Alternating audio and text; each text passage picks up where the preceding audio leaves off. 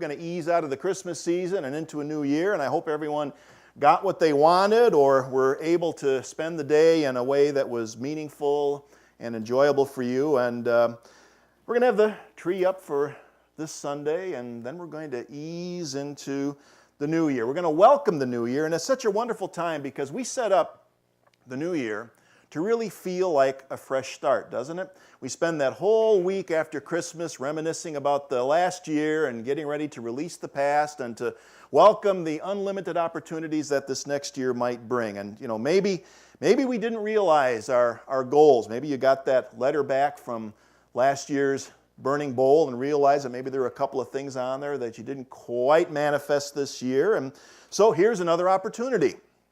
And maybe we did accomplish everything that we set out to. That would be wonderful. So then the question is, what's next? What's new? What is it that's going to continue to motivate us and to give us a sense of meaning and purpose in our life? We get to create that again. We get to co-create that one more time. So it's time to let go of 2012. What's done is done.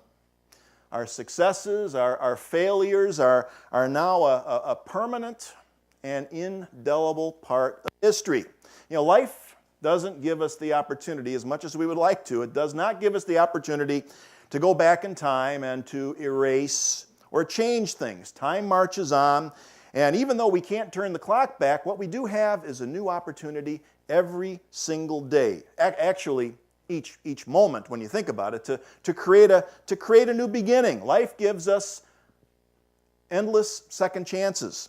As long as we're breathing, we get a chance to start again. Every day is another opportunity, and for some reason, though, it's easier for us to see that when we're dealing with a larger chunk of time, like a year. So that's great. So we take this opportunity to look at the new year and remind ourselves that it's really about every single new moment. We're new creatures, new creations. One of the keys, really, to being able to see a new moment and a new day and a new year as another opportunity, as an opportunity to make new choices or to start over, is to make sure that we have, in fact, let go of the past. If we're still chained to the past, to the memories, to the events and things that happened, well, it's going to be difficult to see this as a new opportunity to start over. Often we're chained to our memories, we're hauling around the burdens of our past failures, our challenges, our resentments, situations that really can make it impossible or at least very difficult to move forward. If we're still looking backwards, we can't see the unlimited possibilities that are ahead. And that's one of the reasons why we have this tradition in the Unity movement where we do this burning bowl service on New Year's Eve. It's one of the few rituals that I think is really unique to the Unity movement. I never heard of such a thing until I started out in Unity some 12-odd years ago now. And even though it seems to be unique to Unity, did you know that it's catching on in the world? This is something I've been tracking over the past few years now. I've been reporting on something that goes on in Times Square, New York, of all places. A lot of times I hear people saying, oh gosh, when is our message going to catch on out there in the greater world? Well, guess what? It's happening, sometimes in ways that we're not completely aware of. There's this thing that happens in Times Square now. I think it's been going on, it's like the 5th year, something like that. It's called Good Riddance Day. Has anyone heard of it? Good Riddance Day in Times Square, New York. And it was just this last Friday, the 28th. And what they do is very similar to what we do during our burning bowl service, except instead of using fire, they have this industrial strength shredder. And they also have a sledgehammer standing by in case you need to get medieval on something. You need to take your frustrations out physically on something, whatever that might happen to be, whatever it is you want to release. Sometimes you need to physically smash it, and sometimes you shred it, and sometimes you burn it. It all works. So with sledgehammer and shredders, New Yorkers got together this last Friday to destroy the year's bad memories, whatever they might happen to be. They're shredding and hammering divorce papers, x-rays from a medical condition they were diagnosed with that they're now done with. They've overcome it, so they let it go by shredding their x-rays. That's healthy. I think that's a great thing to do. Anything distasteful, embarrassing, or depressing, smash it, shred it, let it go. Personal failures, things that we've done that we no longer wish to do, let it go. So I want to share just a short 2-minute video with you of Good Riddance Day, and this shows you a little bit about what they do.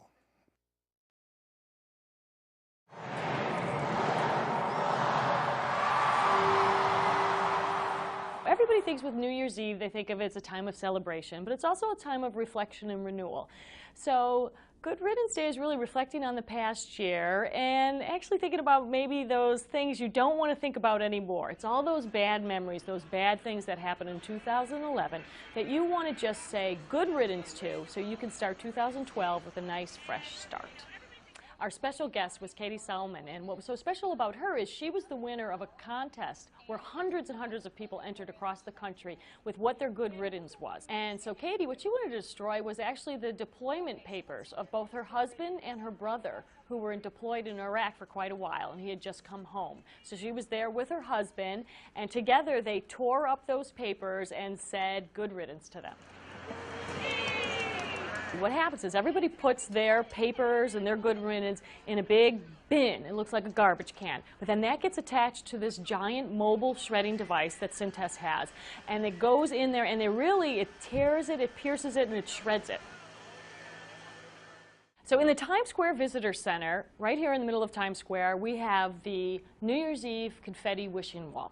And what happens is all year people come in there and on an actual piece of confetti they write what their wishes for the new year, and we've received thousands and thousands from actually 55 different countries around the world, people doing their wishes. And what we do is on New Year's Eve day we take down all those wishes and we mix it with a ton of confetti that drops at midnight. So if you're standing in Times Square or watching from around the world, that confetti that's dropping is containing people's wishes from around the world. We see a lot of people every year that want to have a baby.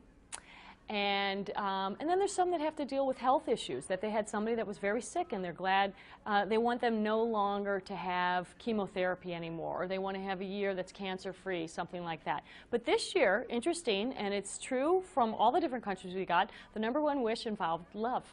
Wanting love, wanting to keep love, or hoping to find love.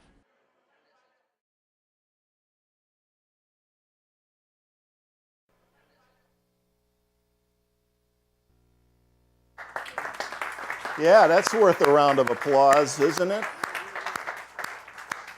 Did you have any idea that all of that confetti that you see coming down in Times Square on New Year's Eve, that's a part of it? I had no idea. This is, I think, the second or third year that they've been doing that. And and about the only thing that I would tweak a little bit, and I don't want to get petty here. I would say instead of wishes, we should call them intentions, because that puts a little bit of heft behind them. Instead of just wishing and sitting back and hoping it'll happen, that we make an intention and we get involved in it. But either way, how wonderful is that?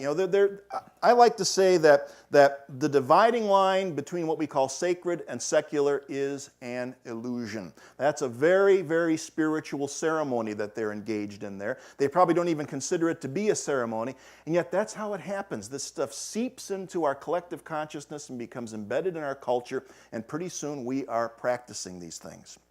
I think we have their logo up here. Did I get that on there, Jacob? Yeah, don't you love their logo? Look at how they take the 2 O's and the word good, and one is a sad face, and it turns into a smiley face. Can you just see the transition? You release, and you let it go, the burden is gone, and you got the smiley face. I mean, it's just a wonderful thing. And as I was saying, there is a solid spiritual basis for this practice, for saying good riddance. The fact is that we can't erase a memory, we can't erase the past, but what we can do is we can resolve in consciousness to no longer allow something from the past to continue to shape our experience of reality. That's the long-winded version of what's going on there. In Unity, we call it denial. It's one of our inherent spiritual powers. It's our ability to release, eliminate, and deny the power of something that we've been allowing to create negative experiences in our lives. So, before we talk a little more about what a denial is, it might be helpful to talk a little bit about what it's not, if that makes any sense. You've probably heard the saying, denial ain't a river in Egypt, right? What they're talking about there is unhealthy denial, or what they call psychological denial, where we refuse to even look at or acknowledge something that's negative or unhealthy, a negative or unhealthy situation in our lives. There was an episode of the comic strip Calvin and Hobbes that I like to use to illustrate what we mean by unhealthy denial. So here's the first frame. Calvin and Hobbes are walking along, and Calvin says, "I say a day without denial is a day you've got to face." And then the next frame he says, "From now on, I'm not going to think about anything that's unpleasant." And Hobbes says, "Isn't that a pretty self-deceiving way to go through life?" Calvin is dumbfounded, has to think about that one for a moment, and then he concludes, "I'm not going to think about that."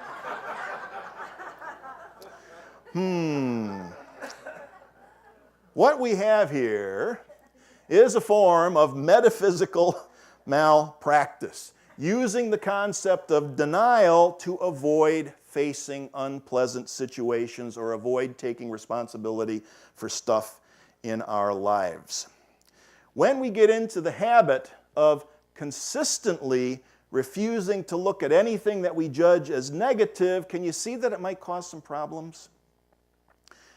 If we want to be free from something that's limiting or negative, whether it's a behavior or a thought pattern, it's absolutely essential that we be aware of it first.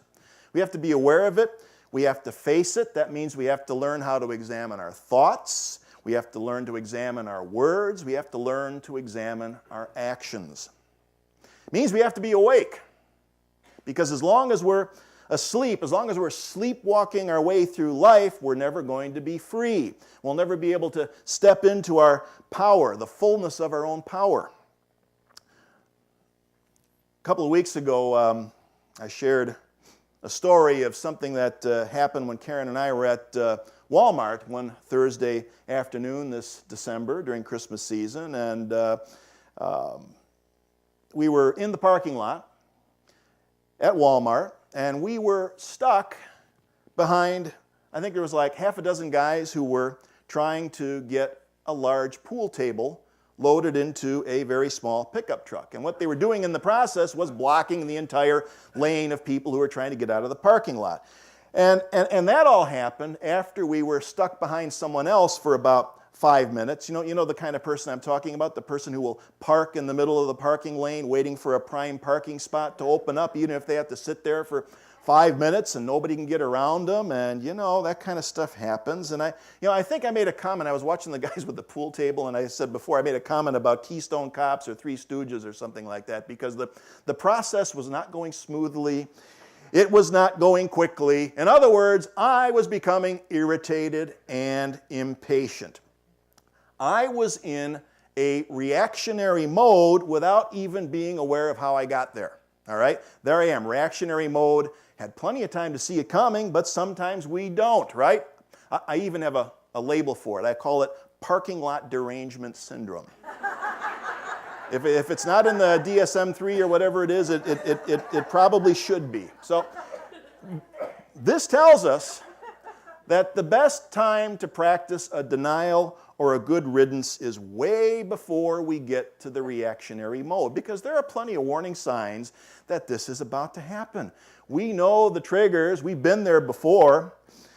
It's time to do that before we get to the reactionary mode. And if we're in the habit consistently of ignoring the negative feelings as they arise because they're too negative, I never get impatient, what we're going to do is we're going to find ourselves in that reactionary mode over and over and over again. And then we keep asking the question, why does this keep happening to me? As if we don't know.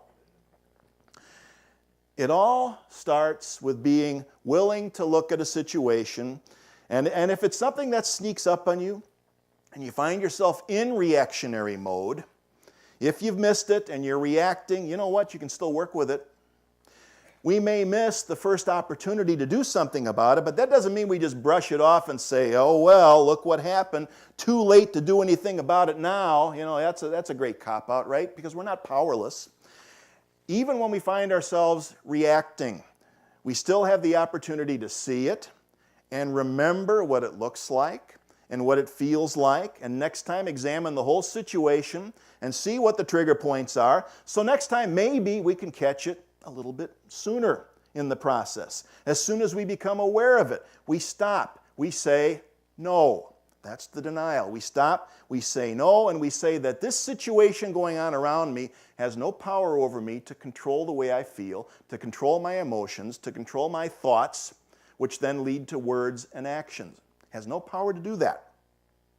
So, getting back to my parking lot derangement syndrome, I had to acknowledge at some point that I was irritated and impatient and wanted to engage in a righteous rant. Would have been an exercise in futility at that point, you know, to deny that I was irritated or impatient. So it's one of the things they say about Unity students. There was a story of a Unity student who found himself in hell, which is really something because we don't believe in hell. But the Unity student found himself in hell after he died and looked around and said, "It's not hot and I'm not here." So just imagine how that would have worked for me sitting in the parking lot. I could have said, I'm not irritated, I'm not impatient, I'm not even in this parking lot, right? How do you think that would work? The best thing that I can do at that point is to acknowledge and even embrace what's happening, to recognize that these kinds of outer circumstances have absolutely no power over me. They don't control me unless I'm a willing accomplice. That's a healthy denial. Outer circumstances don't control me or my thought process. They have no power over me going forward unless I allow it to happen. I'm responsible for how I feel, not those guys with the pool table or that idiot in that person waiting for the parking place out there. You know, I'm the one who is responsible for my ego-driven reaction to the stuff going on around me. And that's really what it comes down to, isn't it? We use the term ego, call it the false self, the small self, that part of us that wants what it wants when it wants it and doesn't care what it has to do or who it has to step on in order to get it. Anybody familiar with that one? We don't want to let it run the show. That's the problem. The two spiritual traditions that have shaped my life the most are the teachings of Jesus and the Buddha. And they both had something to say about the ego or the small self or the false self. We look at the Gospels and in Unity, we interpret them symbolically. In the Gospels, this thing we call the ego or the false self is often put in the form of Satan or the devil, or as they sometimes call it, the tempter. You might remember the story of Jesus after he was baptized in the river Jordan by his cousin John. He was led out into the wilderness where he was going to meditate and pray. And that's where he faced the tempter. He became hungry, and he was tempted 3 different times to use his spiritual powers to, first of all, satisfy his hunger, and then to show off and to gain power and real estate and wealth and fame and notoriety and all of those things. And his response was a denial. It was a firm no. Jesus used denials. He told the ego, he told the small self, you don't run the show. That he wouldn't be controlled by these outer circumstances. And the remarkable thing about this story really is that it affirms the humanity of Jesus. It tells us that he was susceptible to these temptations, the ego, the small self. He was susceptible just like the rest of us are. It wasn't supernatural intervention that allowed him to overcome temptation. It was self-awareness.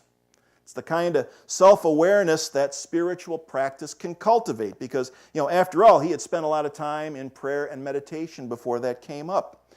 And he followed that up with a denial.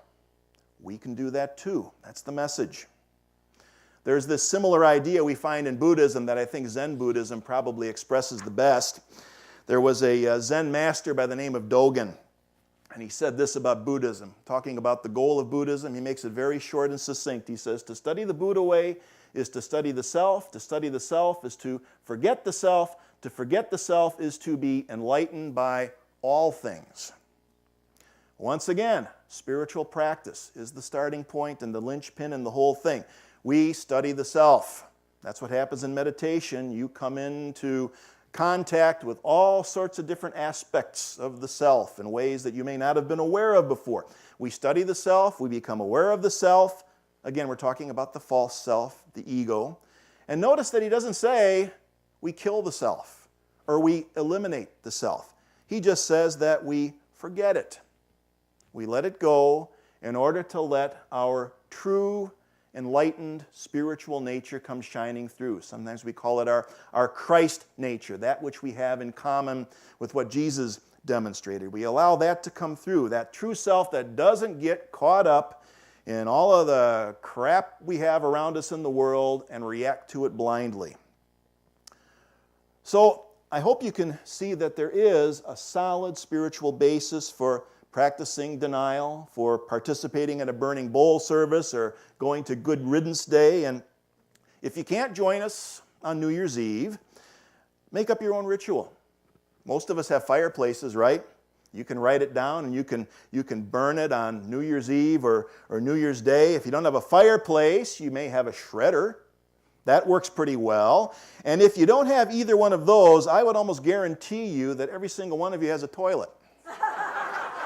I kid you not. I know of a Unity minister I went to school with who suggested that you write your list on some toilet paper and flush it down the toilet. It works. It works.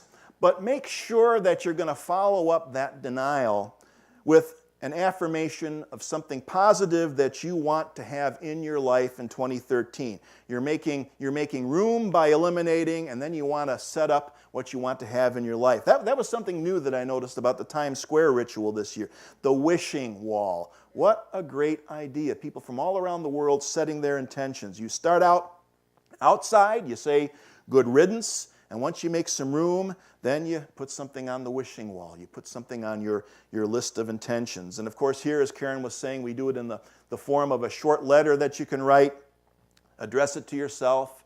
We mail it back to you sometime around Thanksgiving, and you get to see how things work. So if you can't join us, then write down your intentions for 2013, file them away until late next year, and take a look at it. This is important work that we're doing. And it's gratifying to see that it's beginning to catch on in the rest of the world. So Happy New Year, y'all. We'll see you next Sunday. Thank you.